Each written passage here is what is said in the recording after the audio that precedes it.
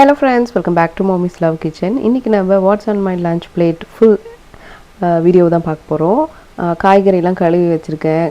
Cauliflower, பொடலங்காய், வாழைக்காய், அதுக்கப்புறம் வெள்ளரிக்காய், தக்காளி, சமையலுக்கு இன்றைக்கி முழுசாகவே தேவையான தக்காளி, அதுக்கப்புறம் வெங்காயம், பூண்டு, இஞ்சி, கொத்தமல்லி, பச்சைப்பயிறு கழுவி வச்சுருக்கேன். அப்புறம் பாசிப்பருப்பு, அது வந்து நம்ம பொடலங்காய் கூட்டுக்கு யூஸ் பண்ணிக்க போகிறோம். அதுக்கப்புறம் இந்த 2 பழம் நல்லா பழுத்துருக்கு, அதை வச்சும் நம்ம ஒரு ரெசிபி பார்க்கலாம்.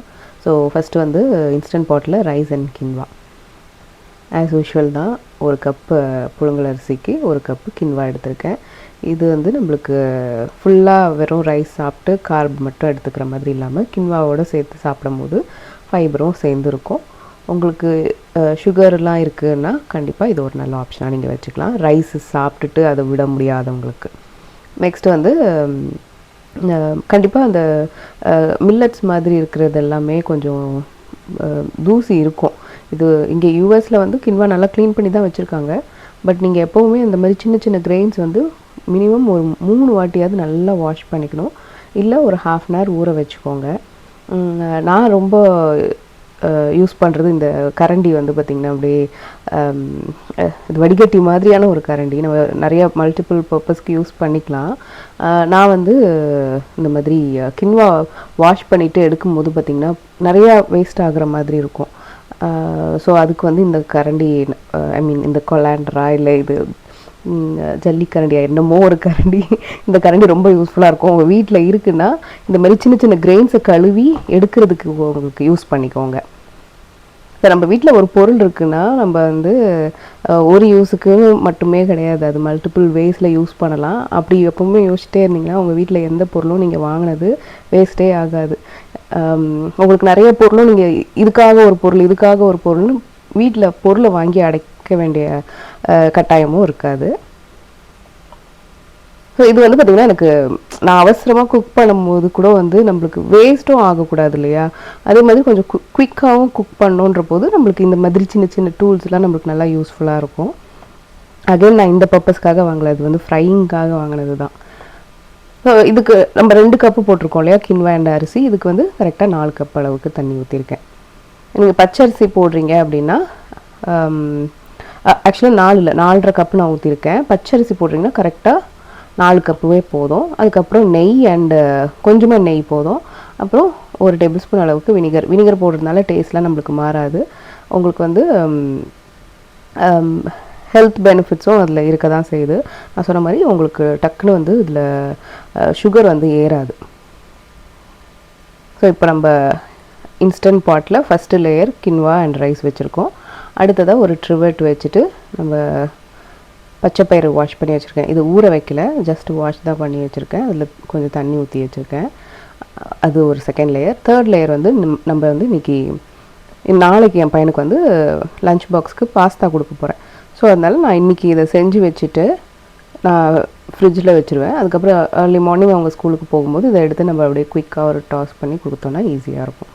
அகெயின் வந்து பார்த்திங்கன்னா ரைஸு இல்லை இந்த கார்ப்ஸ் இருக்கிற ஐட்டம்ஸ் வந்து நம்ம உடனே கன்சியூம் பண்ணுறத விட இந்த மாதிரி ஃப்ரிட்ஜில் வச்சுட்டு கன்சியூம் பண்ணும்போது உங்களுக்கு வந்து நல்லதுன்னு சொல்கிறாங்க. ஆக்சுவலாக டாக்டர்ஸ் தான் சொல்லியிருக்காங்க. ஸோ அதனால வந்து இது மட்டும், அதாவது பாஸ்தா, ரைஸு இதெல்லாமே கார்ப் கண்டென்ட் ஜாஸ்தி தான். ஈவன் உருளைக்கிழங்குலாம் இருக்கு இல்லையா, அதெல்லாமே அதே மாதிரி நீங்கள் ஃப்ரிட்ஜில், அதாவது குக் பண்ணி ஃப்ரிட்ஜில் வச்சுட்டு அடுத்த நாள் நீங்கள் அதை சூடு பண்ணுறது இல்லை சமையல் பண்ணி சாப்பிட்றதுனால உங்களுக்கு ஹெல்த் பெனிஃபிட்ஸ் இருக்க தான் செய்யும். இப்போ நம்ம வந்து 14 மினிட்ஸ் இதை வேக வச்சுருக்கோம். ஸோ இந்த 3மே கரெக்டாக அந்த டைமில் வெந்துடும். அடுத்து நம்ம இன்றைக்கி சமையலுக்கு வேண்டிய காய்கறிகள்லாம் கட் பண்ணிடலாம். ஸோ யூஸ்வலாக நான் வந்து பச்சை மிளகா வந்து பேஸ்ட்டு பண்ணி வச்சுப்பேன். பட் இந்த வாட்டி எனக்கு நான் வாங்கின பச்சை மிளகா அளவே கொஞ்சம் கம்மியாக இருக்கிறதுனால நான் இன்னொரு வாட்டி 2 பேட்சாக வாங்கி பேஸ்ட்டாக பண்ணி வைக்கலான்ட்டு இருக்கேன். அதனால தான் கட் பண்ணிகிட்ருக்கேன். இல்லைனா மோஸ்ட் ஆஃப் த டைம் நான் வந்து பச்சை மிளகா இந்த மாதிரி கட் பண்ணவே மாட்டேன். ஏன்னா வந்து பச்சை மிளகா ஹேண்டில் பண்ணிட்டு எனக்கு நல்லாவே கை வாஷ் பண்ணாலுமே என் கண்லேயோ இல்லை ஸ்கின்னில் பட்டால் பயங்கரமாக எரிய ஆரம்பிச்சிருவோம். எத்தனை பேருக்கு இது புரியும்னு கூட எனக்கு தெரியல. பட் நான் இதில் நிறைய அனுபவப்பட்டதுனால பச்சை மிளகாவை பேஸ்ட்டாக பண்ணி குட்டி குட்டி பால்ஸாக போட்டு வச்சுருவேன். ஃப்ரீஸ் பண்ணி வச்சுட்டேன் அப்படின்னா நம்ம குக் பண்ணும்போது ஒன்று இல்லை நம்ம காரத்துக்கு ஏற்ற அளவுக்கு 1 பாலோ 2 பாலோ அந்த மாதிரி எடுத்து யூஸ் பண்ணிக்கிற மாதிரி இருக்கும். அடுத்து பூண்டு ஸோ இன்றைக்கி சமையலில் வந்து நம்ம பருப்பு பயரெல்லாம் இருக்கு இல்லையா, ஸோ அதனால் பூண்டையுமே கட் பண்ணி வச்சுக்கலாம். ஸோ நம்ம ஒரு டிஷ்ஷாக பண்ணும்போது அதுக்கு வேண்டிய ஐட்டம் கட் பண்ணுறத விட நம்ம இன்றைக்கி என்னெல்லாம் பண்ண போகிறோன்ற ஓரளவுக்கு தெரிஞ்சிடும் இல்லையா நம்ம குக் பண்ண ஆரம்பிக்கும் போது. ஸோ இந்த பொரியலுக்கு, இந்த கூட்டுக்கு, இந்த குழம்புக்கு இதெல்லாம் தேவைன்னு நம்மளுக்கு தெரிஞ்சிடும். ஸோ அப்போ இங்கே ஒரேடியாக அந்த வேலையை முடிச்சிடுறது எப்போவுமே நல்ல ஒரு குயிக் குக்கிங்க்கு ஒரு நல்ல டிப்பாக இருக்கும். நான் அதை தான் ஃபாலோ பண்ணிகிட்ருக்கேன். அடுத்து இன்றைக்கி சமையலுக்கு வேண்டிய வெங்காயம் எல்லாமே கட் பண்ணிக்கலாம். ஸோ இதுவுமே அகெயின் நீங்கள் வந்து என்னென்ன டிஷ்ஷுக்கு எந்த மாதிரி கட் பண்ண போகிறீங்கன்றது தெரிஞ்சுதான் நீங்கள் அந்த மாதிரி கூட கட் பண்ணி வச்சுக்கலாம். ஸோ நம்ம வதக்கி அரைக்கிறதுக்கெலாம் நம்ம அப்படியே பர்ஃபெக்டாக சின்ன சின்னதாக கட் பண்ணணும்னு கிடையாது, சும்மா ரஃபாக சாப் பண்ணால் கூட போதும். ஸோ அந்த மாதிரி ஒரு ரஃப் கேல்குலேஷன் இருந்தாலே உங்களுக்கு வந்து குக்கிங் ரொம்ப சிம்பிளாகிடும். அதே மாதிரி நான் ப்ரீவியஸ் வீடியோலாம் சொல்லியிருக்கேன், இந்த மாதிரி குக்கிங் நான் டெய்லி பண்ண மாட்டேன். ஸோ நான் பண்ணுற இந்த லன்ச்சுன்றது 2 வேளைக்கு வரும்.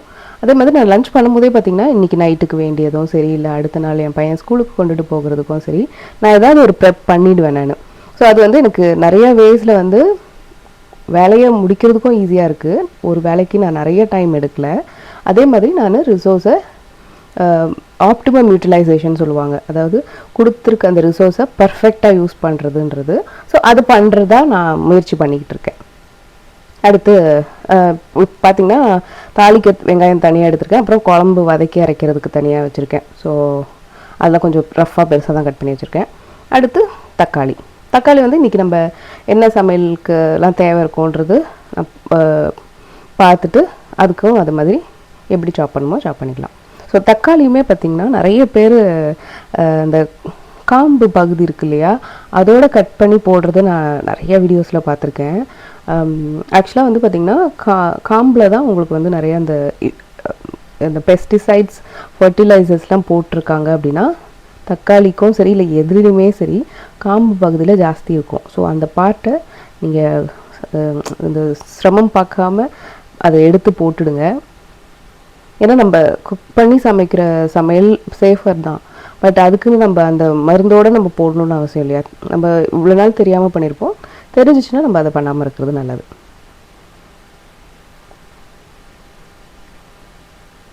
இன்றைக்கி குழம்பு வந்து பார்த்திங்கன்னா காலிஃப்ளவர் வச்சு ஒரு குழம்பு பண்ண போகிறோம்.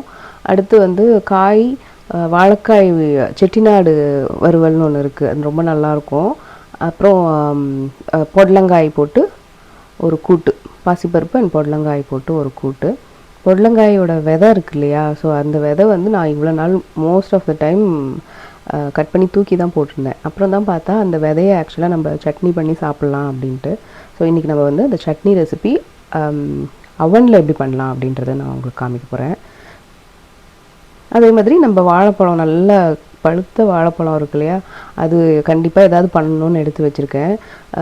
ஸோ அதில் நம்ம ஒரு குக்கி எப்படி பண்ணுறதுன்னு பார்க்கலாம், ஓட்ஸ் அதெல்லாம் போட்டு குக்கி பண்ணுறதுன்னு பார்ப்போம். ஸோ இந்த வாழைக்காய் ரெசிபி வந்து பார்த்திங்கன்னா யூஷுவல் இன்க்ரீடியன்ட் மாதிரி தான் இருக்கும், பட் வந்து டேஸ்ட் ரொம்ப நல்லாயிருக்கும். வாழைக்காயை வேக வச்சு அதுக்கப்புறம் மசாலாலாம் போட்டு எடுக்கிற மாதிரி இருக்கும். இந்த மாதிரி செஞ்சாலுமே உங்களுக்கு இந்த மாதிரி குழம்பு சாதத்துக்கு இல்லை ஏதாவது வெரைட்டி ரைஸ்க்குமே கொஞ்சம் டிஃப்ரெண்ட்டாக இருக்கும். இப்போ நம்ம ஃபஸ்ட்டு வந்து வாழைக்காயை வேக வச்சிடலாம். நல்லா ஒரு 4-5 கப்பு தண்ணி ஊற்றி நல்லா ஒரு கொதி வந்த பிறகு நம்ம தோல் எடுத்து இந்த மாதிரி கட் பண்ணி வச்சுருக்கிற வாழைக்காயை போட்டு கொஞ்சமாக உப்பு, மஞ்சள்தூள் போட்டு ஒரு 4-5 நிமிஷம் கொதி வரட்டும். அவ்வளோ வெந்தால் நம்மளுக்கு போதும்.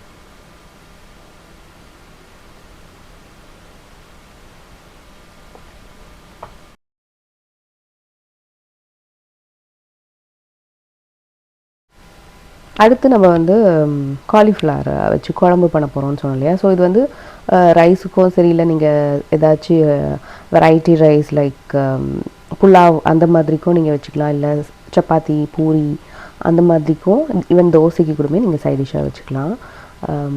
ஸோ யூஸ்வலாக வந்து நம்ம காலிஃப்ளவர்லாம் போட்டு ஒன்றாவே சேர்த்து போட்டு குழம்பு குருமா அந்த மாதிரி வைப்போம் இல்லையா. ஸோ அதில் வந்து எனக்கு அந்த காலிஃப்ளவர் வெந்துச்சுன்னா ஒரு ஸ்மெல் வரும் இல்லையா, அது எனக்கு சுத்தமாக பிடிக்கல, என்னால் அதை சாப்பிட முடியல. ஸோ அதனால் நம்ம சுடுதண்ணில் ஒரு 2 நிமிஷம் போட்டு எடுத்துகிட்டு நம்ம அவனில் ரோஸ்ட் பண்ணிவிட்டு அதுக்கப்புறம் இந்த கிரேவி பண்ணிவிட்டு கடைசியாக தான் சேர்க்க போகிறோம். ஸோ அப்படி பண்ணும்போது எனக்கு அந்த ஸ்மெல்லும் வரலை, அதே சமயம் காலிஃப்ளவர் நல்லா வெந்து ஒரு முஷியான மாதிரியும் இல்லை, வேகவும் செஞ்சுருக்கு.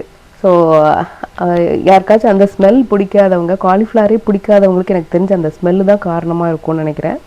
இந்த மாதிரி ட்ரை பண்ணி பாருங்கள். அந்த ஸ்மெல் வரல, ஸ்டில் உங்களுக்கு அந்த காயும் வெந்திருக்கும், நீங்கள் கடித்து சாப்பிடும்போது நல்லாவும் இருக்கும். இப்போ நம்ம வாழைக்காய் வேக வச்ச தண்ணி இருக்கு இல்லையா, அந்த தண்ணியிலே நான் வந்து ஸ்டவ்வில் ஆன்லேயே தான் இருக்குது. ஸோ அதுலேயே நம்ம காலிஃப்ளவரை போட்டு எடுத்துடலாம். ஏன்னா நம்ம அகெயின் நம்ம பேக் தான் பண்ண போகிறோம். ஏதாவது பூச்சி இருந்துச்சுன்னா அது கிளியர் அவுட் பண்ணி எடுக்கிறதுக்காக தான். ஒரு 2 to 3 மினிட்ஸ் இருந்தால் போதும். ஏன்னா ஏற்கனவே தண்ணி கொஞ்சம் சூடாக தான் இருக்குது, அது சூடேறி ஒரு 2 மினிட்ஸ் இருந்தால் போதும். நெக்ஸ்ட்டு புடலங்காய். புடலங்காய் வந்து பார்த்திங்கன்னா நம்ம எவ்வளோ கட் பண்ணாலும் கட் பண்ணி முடிச்ச பிறகு கொஞ்சமான மாதிரி ஆகிடும். காரணம் அந்த உள்ளே இருக்கிற நம்ம அந்த சீட்ஸை எடுத்து போட்டுருவோம். நான் முழுசாகவே எடுத்து போட்டுடுவேன். ஸோ எனக்கு எவ்வளோ இப்போ 4 காய் இருக்கு இல்லையா, 4 காயுமே எங்களுக்கு வந்து கரெக்டாக முடிஞ்சிட மாதிரி தான் இருக்கும். ஸோ அப்புறம் தான் எனக்கு தெரிய வந்துச்சு உள்ளே இருக்க சீடு வந்து நம்ம யூஸ் பண்ணலாம், வதக்கி சட்னியாக அரைச்சி பண்ணலாம் அப்படின்ட்டு.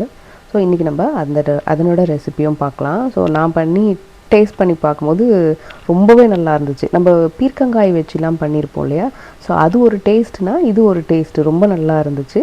அகைன் நம்ம வந்து இந்த மாதிரி ஸ்டவ்வில் கடாயை வச்சு வதக்கி பண்ணுற மாதிரி இல்லாமல் ஒன் ஷாட்டில் நம்ம அவன்லேயே எப்படி குயிக்காக ஈஸியாக நம்ம பண்ணிடலாம் அப்படின்றதையும் பார்ப்போம். ஸோ எப்போவுமே காய்கறி வந்து பார்த்திங்கன்னா வாஷ் பண்ணுறது ஃபஸ்ட்டு வேலை, நெக்ஸ்ட்டு பீல் பண்ணுறது செகண்ட் வேலை, அந்த மாதிரி வச்சுக்கோங்க. எல்லாத்தையும் பீல் பண்ண வேண்டியது எல்லாத்தையும் இந்த மாதிரி ஒரு பாக்ஸ் பக்கத்தில் ஒரு இந்த ட்ராஷை கலெக்ட் பண்ணுறதுக்கு ஏதோ ஒன்று அதில் வந்து பீல் பண்ணி மொத்தமாக வச்சுடுங்க. அதுக்கப்புறம் நீங்கள் சமைக்கும் போது கட் பண்ணுறதுலாம் வந்து பார்த்திங்கன்னா சைமல்டேனியஸாக பண்ணுற மாதிரி இருக்கும். அந்த இடமும் ரொம்ப ஓவராக மெஸ்ஸி ஆகாது.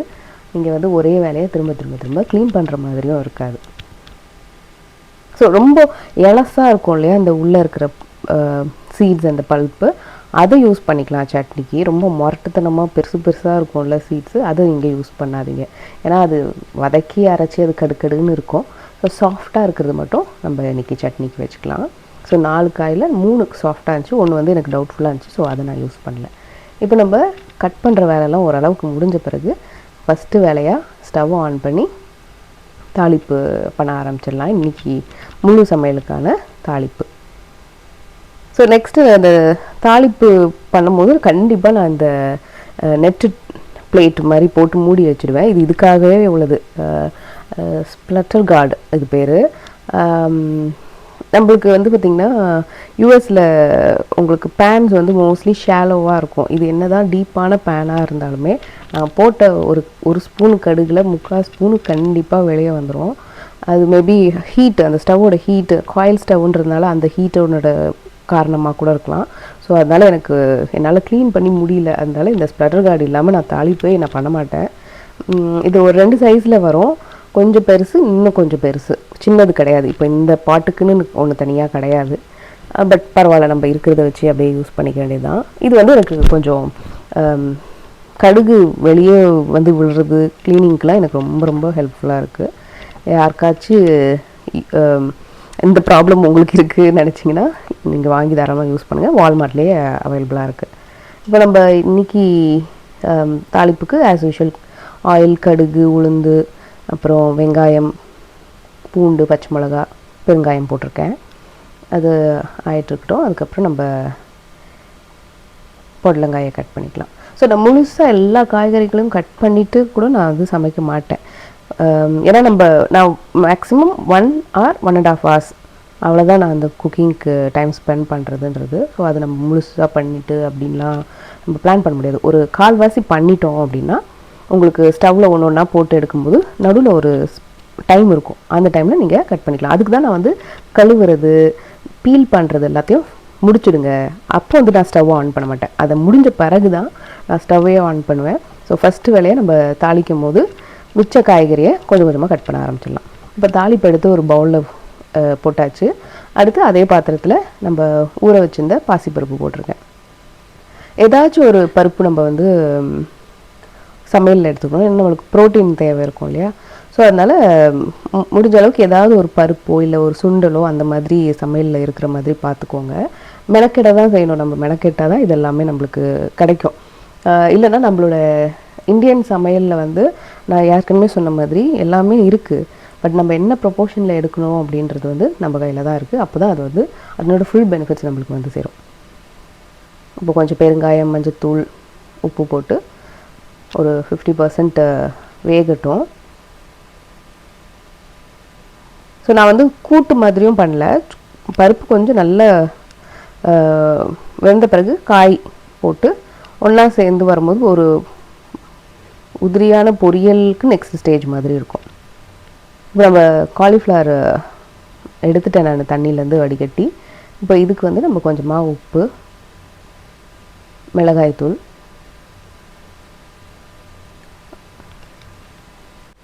அப்புறம் கொஞ்சமாக கரம் மசாலா போட்டு ஆயிலும் கொஞ்சம் போட்டு நல்லா மிக்ஸ் பண்ணிவிட்டு நம்ம இதை வந்து பேக் பண்ண போகிறோம். இதை வந்து அப்படியே கூட நம்ம சாப்பிடலாம். பட் என்கிட்ட 2 காலிஃப்ளவர் பூ வாங்கி வச்சுருக்கேன். ஸோ ஏதாவது பண்ணி காலி பண்ணோம். எனக்கு வந்து கோபி 65 பண்ணுற ஐடியா இப்போ இல்லை. நெக்ஸ்ட் வீக் பார்த்திங்கன்னா என் பையனுக்கெலாம் லீவில் இருப்பான். ஸோ அவருக்கு கோபி 65 பண்ணலான்ட்டு ஒரு பூவை எடுத்து வச்சுருக்கேன்.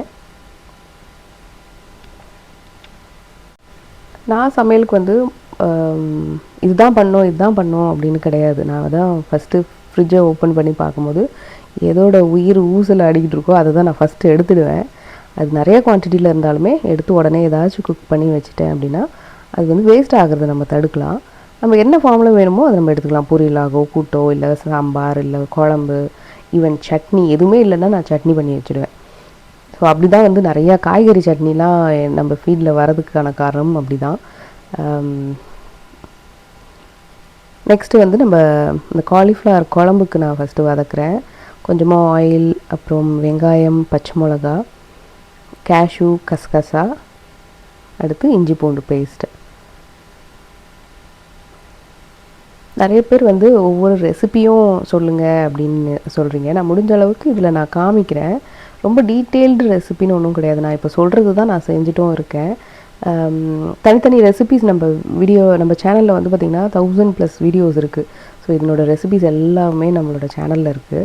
நான் சொல்கிறேன் அப்படின்னா அதை போய் நீங்கள் செக் பண்ணி பாருங்கள். கண்டிப்பாக நம்ம சேனலில் இருக்கும்.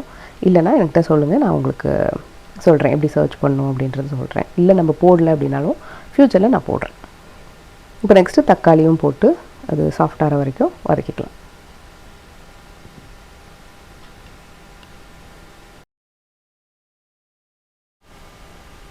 இப்போ நம்ம காலிஃப்ளவர் மசாலா போட்டு வச்சுருக்கோம் இல்லையா, அதை நம்ம ஒரு பேக்கிங் ட்ரேயில் பார்ச்மெண்ட் பேப்பர் போட்டு அதை நம்ம பேக் பண்ணிடலாம். ஸோ என்னோடய அவன் வந்து 2 லேயர்ஸ்ன்றதுனால ஒரு லேயரில் நம்ம இது பண்ண போகிறோம். இன்னொரு லேயரில் வந்து நம்ம சட்னி, அந்த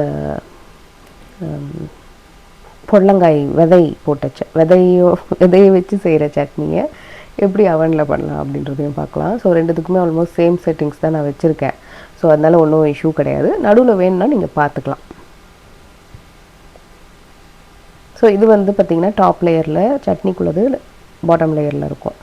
ஸோ 2 லேயர் அப்படின்றதுனால உங்களுக்கு யூனிஃபார்மாக தான் பேக் ஆகிட்டு வரும் நம்மளுக்கு. ஸோ நான் சொன்ன மாதிரி இதை நீங்கள் அப்படியே பேக் பண்ணி அப்படியே கூட நீங்கள் சாப்பிட்லாம். நம்ம வந்து ஒரு ஸ்டெப் போய் குழம்பா பண்ண போகிறோம். இது வந்து சட்னிக்கு ஒரு ட்ரே எடுத்துகிட்டு பார்ச்மெண்ட் பேப்பர் போட்டு சட்னிக்கு நம்ம யூஸ்வலாக ஸ்டவ்வில் கடாய் வச்சு என்னெல்லாம் போடுவோமோ அதுதான். தனித்தனியாக நம்ம வச்சுக்கலாம், ஒன்றா சேர்க்க வேண்டாம். ஒன்றா சேர்ந்தால் அது ஈக்குவலாக ஈவனாக ரோஸ்ட் ஆகி வர மாட்டேங்குது. இப்போ நம்ம அந்த பொடலங்காயோட விதையை வந்து முடிஞ்ச அளவுக்கு ஸ்ப்ரெட் பண்ணி வச்சுக்கோங்க. மொத்தமாக போட்டோன்னா நம்மளுக்கு அது வந்து ரோஸ்ட் ஆகாது, உங்களுக்கு வந்து குக்கு தான் ஆகும். குக் ஆச்சுன்னா அது வேறு டேஸ்ட்டு, ரோஸ்ட் ஆச்சுன்னா அது வேறு டேஸ்ட்டு.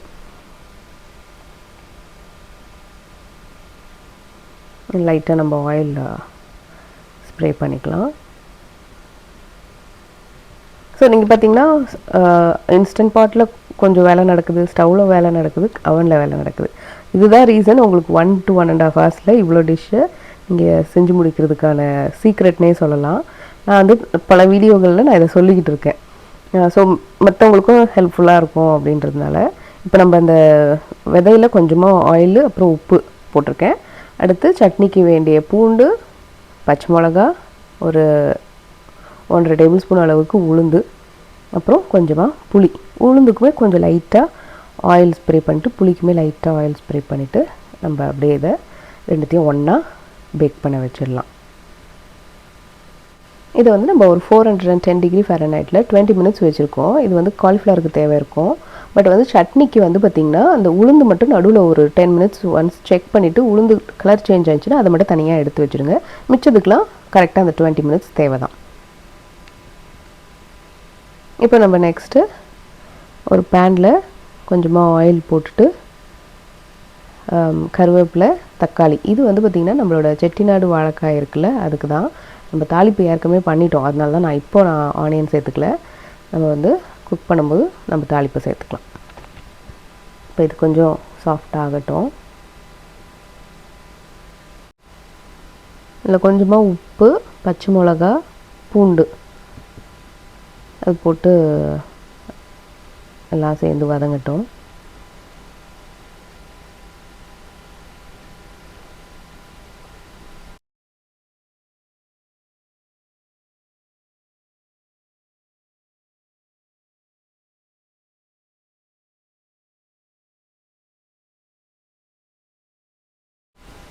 இப்போ நம்ம அந்த பருப்பு அப்புறம் பொடலங்காய் வேக வச்சுருந்தோம் இல்லையா, அது ஆல்மோஸ்ட் முடிஞ்சிடுச்சு. இந்த மாதிரி ஒன்று சேர்ந்து வெந்துட்ட பிறகு நம்ம ரெடி பண்ணி வச்சுருக்கிற தாளிப்பு போட்டுக்கலாம். ஸோ நான் வந்து இன்றைக்கி சமையல்லையும் நான் வந்து பெருசாக தேங்காய் சேர்த்துக்கல. ஸோ அதனால் நான் வந்து பொரியல் பொடி இருக்கு இல்லையா, அதை நான் சேர்த்துக்கிறேன். ஸோ பொரியல் பொடி ரெசிபி நம்ம சேனலில் ஏற்கனவே போட்டிருக்கோம்.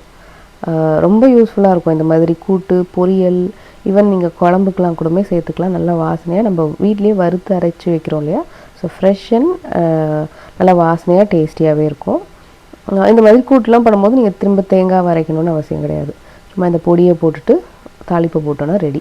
ஸோ நான் இப்போ வந்து பொரியல் பொடியை போட்டு கொஞ்சமாக கொத்தமல்லி போட்டு தாளிப்பு நம்ம ஏற்கனவே போட்டோம். நம்மளோட பொடலங்காய் பருப்பு கூட்டு ரெடி ஆகிடுச்சு.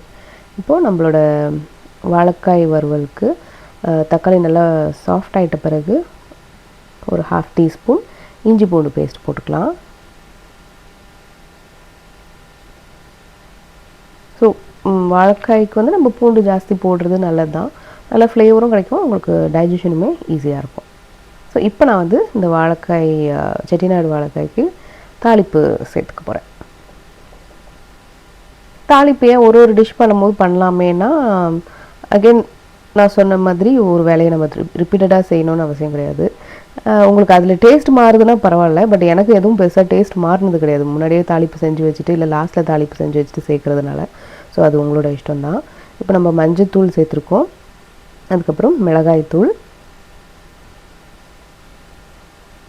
ஸோ தூள் வகையாக தான் நம்ம இதில் சேர்க்க போகிறோம். ஸோ அதனால் கொஞ்சம் நல்லாயிருக்கும் உங்களுக்கு, கொஞ்சம் காரசாரமாக அந்த மாதிரி. நெக்ஸ்ட்டு தனியாத்தூள்,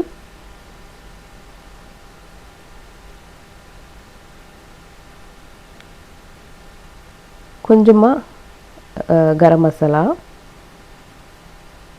ஒரு 1/4 டீஸ்பூன் அளவுக்கு, அதை விட கம்மியாக இருந்தால் கூட போதும் நம்மளுக்கு. ஜீரகத்தூள்,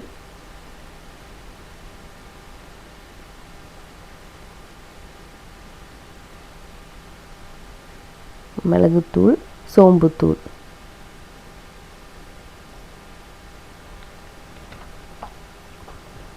இப்போ இந்த பவுடர்லாம் கொஞ்சம் பச்சை வாசனை போகிற வரைக்கும் வதக்கிப்போம். அடுத்து நம்ம வேக வச்சிருந்த வாழைக்காயை சேர்த்துக்கலாம்.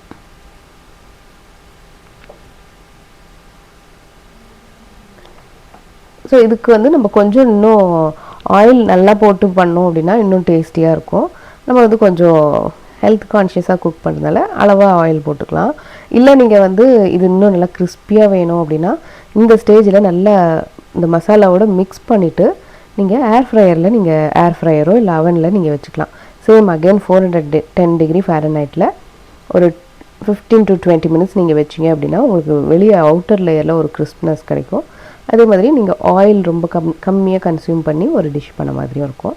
பட் நான் இன்றைக்கி வந்து ஸ்டவ்லேயே ஆயில் கொஞ்சம் கரெக்டாக போட்டு நம்ம இந்த செட்டிநாடு வறுவல் ரெடி பண்ணிக்கலாம்.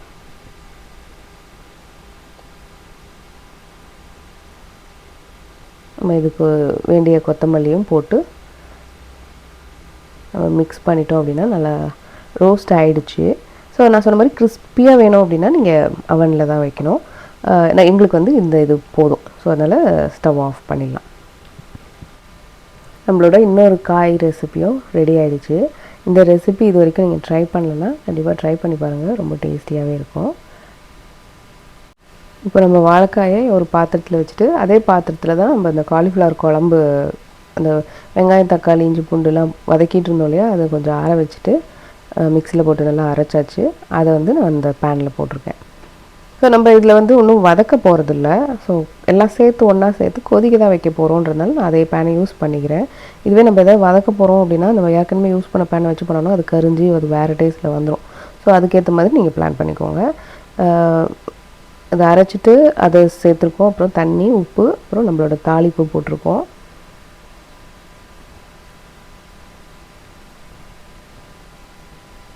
ஸோ இதுக்கு புளிப்பு வந்து பார்த்திங்கன்னா நம்ம போட்டிருக்க தக்காளி தான். உங்களுக்கு புளி தேவை ஜாஸ்தினா இன்னும் கூட நீங்கள் தக்காளி சேர்த்துக்கலாம். அடுத்து குழம்புக்கு தேவையான அளவு மஞ்சத்தூள், மிளகாய்த்தூள் சேர்த்துப்போம்.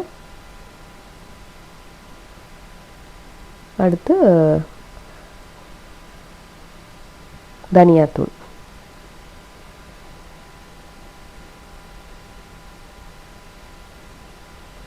இதெல்லாம் போட்டு குழம்பு ஒரு கொதி வரட்டும்.